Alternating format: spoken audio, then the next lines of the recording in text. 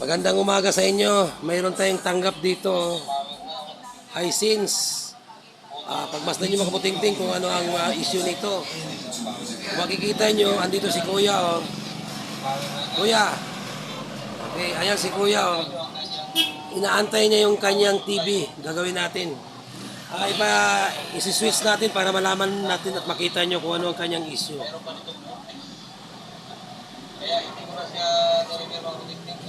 Ayan mga kabutingting. Oh.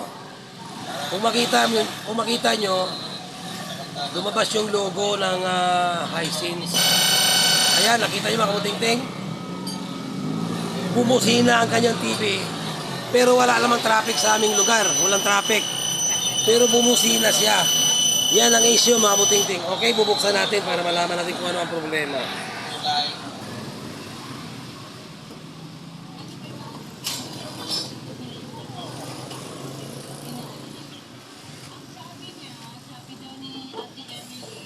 Mayroon pa isang tumulyo. Marami akong tumulyo dyan.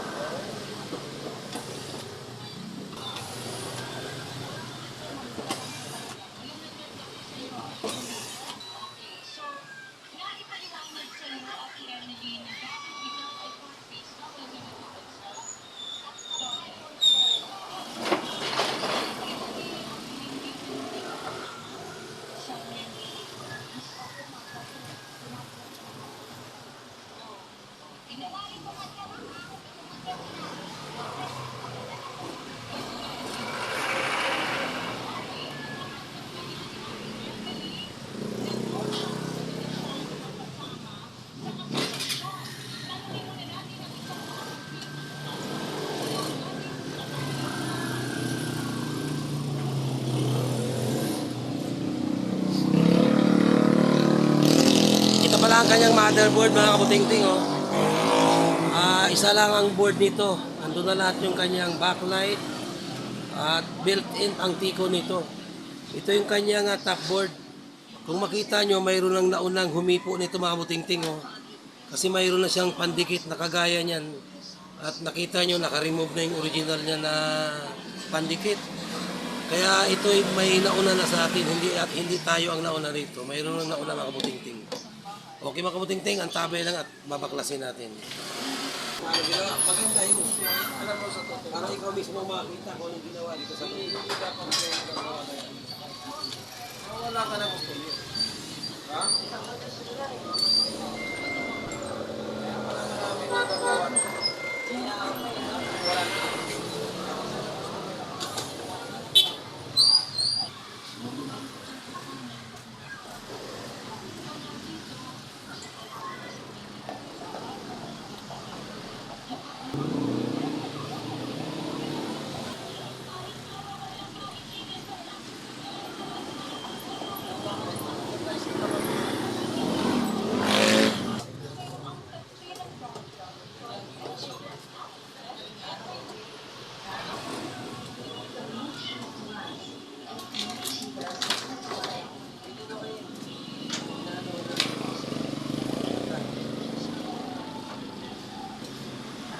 Ano yung ginawa ng TV mo? Ito yung ginawa nyo. Yan. Yan. Ito yung lalim.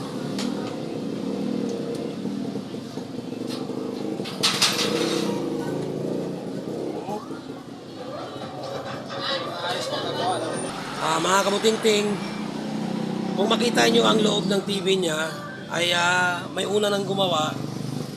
Yung gawing taas, okay, hindi pa nagagalaw.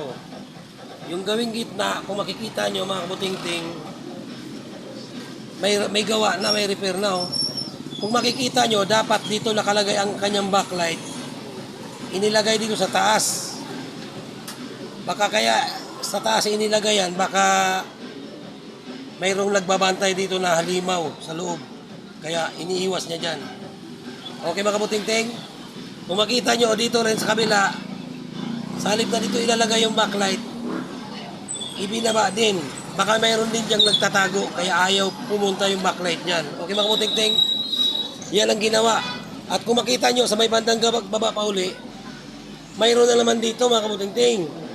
Sa halip na dito inalagay yung backlight, dito dapat ipinatok. Inilagay ulit dito sa taas. Baka siguro kaya ganun ang style. Baka mayroong nagbabantay dito at bawal na tumungtong dito dahil hindi siya nakatungtong dito, nakalihis siya. Okay mga kaputing-ting, sa ganitong ayos ng TV, alam natin na kung alin lang yung pundido, yun lang ang pinalitan niya. Kung baga, nagtanim lang siya ng bala. Bala. Nagtanim lang siya ng backlight at hindi niya pinalitan lahat. Ngayon mga kabuting-ting tayo, pag tayo ang gumawa, pasensya na kayo mga kabuting-ting. Baka isipin nyo, hindi ako ito. Ako ito mga kabuting-ting. Namaos lang ako nagawa nung bagong taon. Nagsayawan, nagkantahan tayo, kaya tayo ay nagkaganito ngayon. Okay, intindihin nyo na lang ang busis ko. Okay mga kabuting-ting, gaya ng sabi ko, lahat yan, kahit sumisindi pa yan, papalitan natin. Pero bago natin palitan, ipapakita muna natin sa may-ari ang nagiging style ng TV niya, ang ilaw niya, kung bakit ganun. Na wala namang traffic, bumubusina. Okay? Atin mo lang pasindihin ang TV na yan.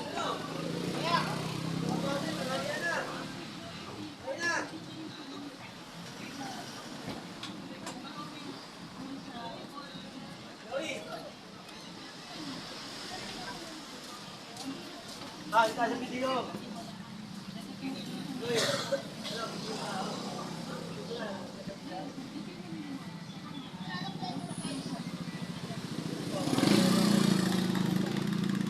Kung makita mo, yan na lang ang sumisindi.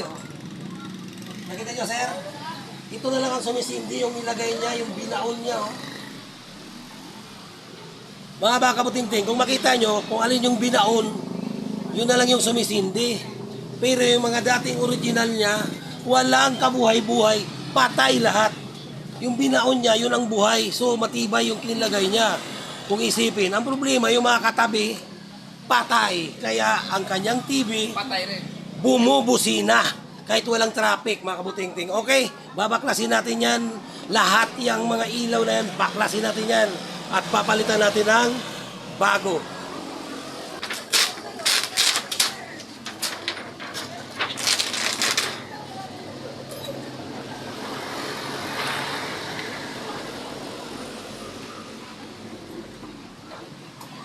Mga kabuting-ting, tingnan nyo ang gawa. Gaya ng sabi ko sa inyo, pwede namang itungtong yung backlight dito, pero inilihis, nilagay sa baba. Siguro, mahal siguro ang bayad pag dito tinungtong, kaya dito sa baba nilagay. At kung minsan makita nyo rin, parang nagkaroon ng diaper yung kanyang TV, may mga ganyan-ganyan. Okay mga kabuting-ting, gaya ng sabi ko, papalitan natin lahat yan. Ang nakalagay na bultahe ng ilaw na nilagay niya, mga kabuting-ting, mga kabuting-ting, ang nilagay na bultahe ng kanyang ilaw na nilagay ay 6 volts. 6 volts mga kabuting-ting, na ang original na bultahe ng ilaw na to ay 3 volts lang. Pero ang nilagay niya 6 volts. Di ba? Hindi siya compatible. Kasi mataas yung nilagay na voltahe ng ilaw. Dapat 3 volts lang. Ito 3, tingnan mo, ito. Tingnan mo mga kaputing-ting, ito 6 volts. Yung sa kabila, ang nilagay 3 volts. Tingnan mo mga kaputing-ting, anong style yan? Dapat pag gumagawa tayo mga kaputing-ting ng backlight, ipapantay natin ang voltahe ng ilaw para 3 volts naman ngayon dito sa may baba. Dapat ipantay natin para yung voltahe na papasok sa bawat isang strip ma-maximize na pag sinabing ang isang backlight, isang strip ay kumakain ng 2, 4, 6, 7, equivalent yan sa 21 volts, mga kabuting-ting, sa 3 volts.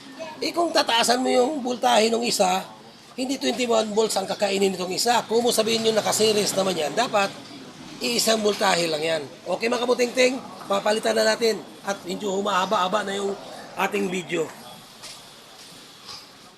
Wala tayong available ng backlight strip na ito. Ang gagawin na lang natin mga kabuting-ting, papalitan natin siya ng factory cut. kalimitan naman lahat ng pinapalit na backlight, puro factory cut dahil ito ngayon ang uso na pagka walang available na ganyang klaseng backlight, papalitan ng isang factory cut at kailangan mga kabutiting brand new. Kung makikita nyo, sariwang-sariwa pa itong ating backlight. Wala pang nakagalaw at walang karanasan.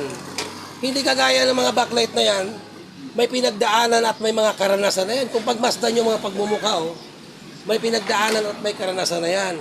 Itong ikakabit natin, mga sariwa at mga bagong usbong, walang karanasan. Ikakabit lang natin mga kabuting-ting at factory cut yan, ikukunik-kunik natin yan para mabuo ang TV na to. Okay mga kabuting-ting, antabay lang muna. Mga kabuting-ting, yung original na voltahe ng backlight na nakakabit ay 3 volts. Kaya dapat 3 volts din ang ilalagay nating backlight. 3 volts din mga kabuting-ting. Oh. Kung makikita nyo, 3 volts yan. Ang Hisense or Divan, 3 volts po ang kanyang backlight. At puro bago yung mga kabuting.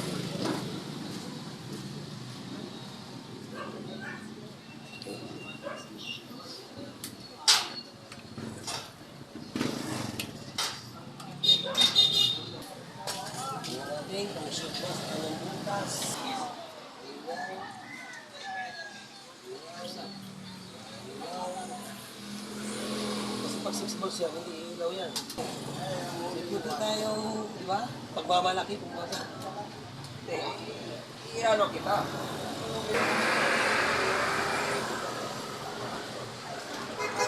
Ako, ilaw na niya yan. Wala na tayo. Original na ilaw na niya.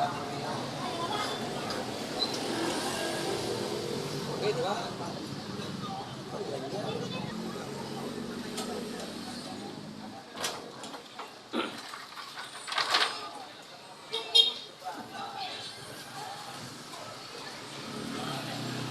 Parang matipid. Oh. Matipid kasi ano eh. Nakatuwid ko sa video.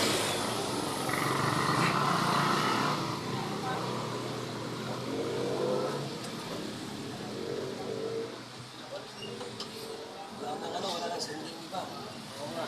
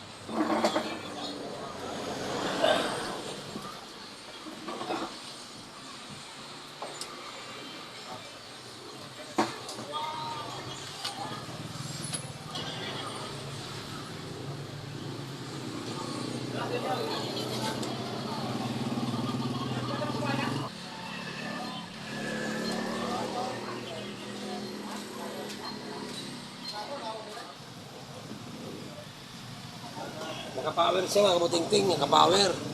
I-on natin yung power. Kung makikita nyo mga kabuting-ting, hindi na bumubusina. Kaya lang, may guhit mga kabuting-ting, oh. Nakita nyo mga kabuting-ting? May guhit. Yan ang isa pang issue niya. May guhit siya. Okay mga kabuting-ting? Subukan natin gawin yung guhit niya kung kaya pang remedyohin, ha.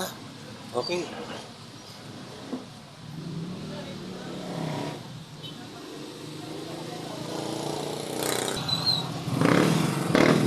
Kung makita nyo mga kabuting-ting, ayun, lumabas uli yung kanyang logo. Ni-remove ko yung flex na kapag siya'y nakataob ay gawing kanan. Okay mga kabuting-ting? Kung makita nyo walang guhit, no? Makita nyo ba mga kabuting-ting, wala siyang guhit. Ni-remove ko yung flex niya. Mga kabuting-ting, ni-remove ko yung flex niya gawing kanan, oh. At nawala ang guhit. Ngayon, subukan natin gawa ng paraan kung mawawala yung guhit, ha, mga kabuting-ting. Gawa ng may guhit ang TV na to. Okay mga kabuting-ting, antabay lang.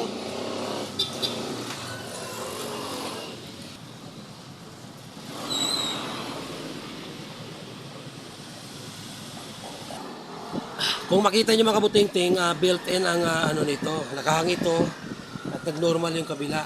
Ito yung pinaka-flex niya papunta dito. Kung makikita nyo mga kabuting-ting, ito yung kanyang mga clock signal. Ito, oh. Ito yung kanyang clock signal, oh. Yung maliliit na mga gakuto na yan. Yung mga gakuto na yan ang kanyang clock signal. Ibablock natin yan mga kabuting-ting. Kung bilangin nyo, 2, 4, 6, 8, 10. Ngayon, isasama na rin natin mga kabuting-ting yung kanyang BGH at saka yung kanyang BGL swapping voltage. Abot yan ng mga 13 pins mga kabuting-ting ang ibablock natin.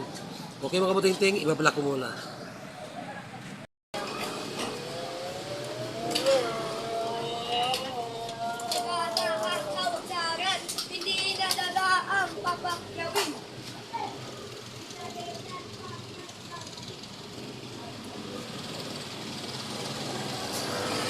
Mga kabuting-ting, sinubukan muna natin siya sa 13 pins kung aayos ba yung picture niya na guhit-guhit.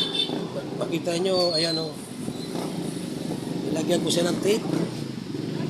Tape method mga kabuting-ting. Gawa ng may problema pa yung kanyang kanyang picture. Ayun mga kabuting-ting, 13 pins yan. Subukan muna natin kung kaya pang maayos ang guhit-guhit niya.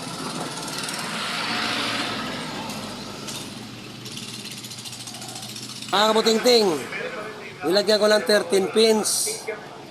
Nawala na yung guhit, kaya lang nanginginig. Siguro baka kulang pa yung nilagay natin. 13 pins, gawin natin 14 pins mga kabuting-ting. Okay? Nawala na yung guhit.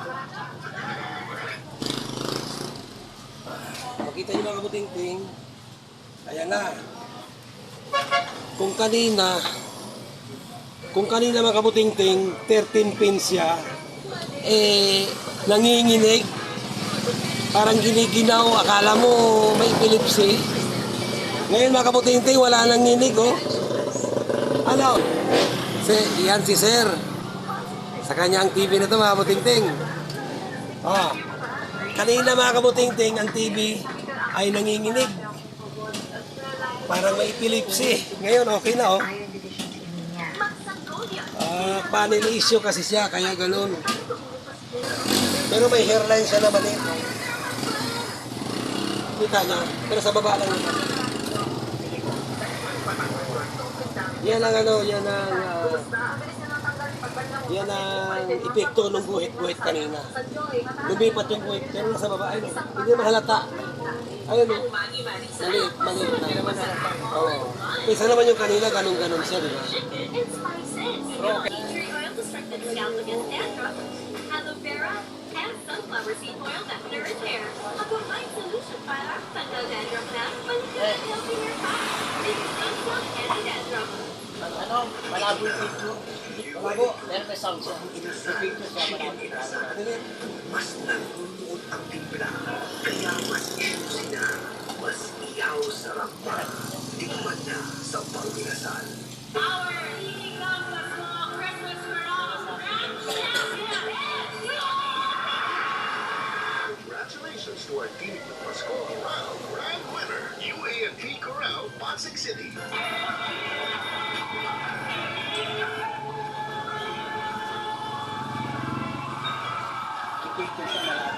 Scala of Pasay City. Ano ba ito, remote? Remote ba natin? Ayaw magulot. Ayaw magulot. Ako na lang remote. Nagsayat ka na dahil sa Ano yung baka makuha naman sa remote ng natin? ating mga kapatid.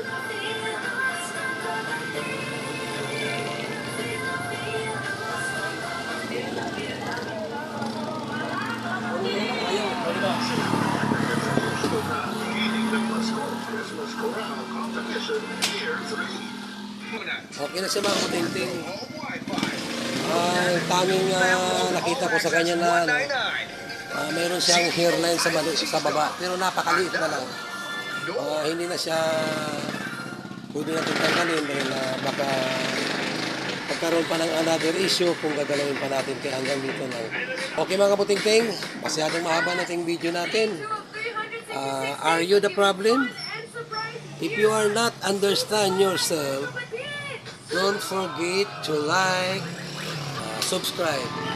Magandang araw at Happy New Year. Okay na ang video natin.